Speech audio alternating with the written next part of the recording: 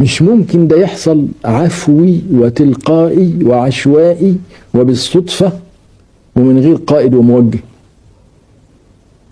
ده يضرب كل الهجص بتاع الصدفة دي، اللي زي ما يقول لك ايه، ممكن تكبش شوية حروف من المطبعة وتروح راميهم كده، يقوموا ايه، يروحوا واقعين في الارض ويألفوا قصيدة لشكسبير. كلام فارغ طبعا.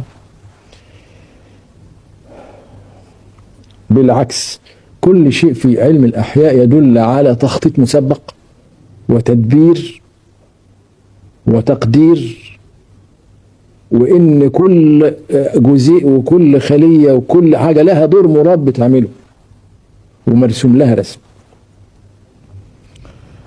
أيضا وحدة الأسلوب، وحدة القوانين، وحدة الخامة في الطبيعة كلها،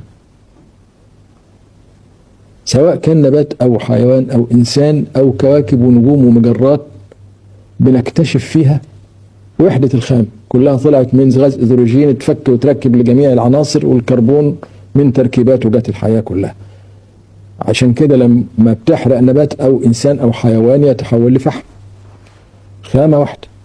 وبعدين وحدة في القوانين، وحدة في الأسلوب تدل على وحدة الصانع.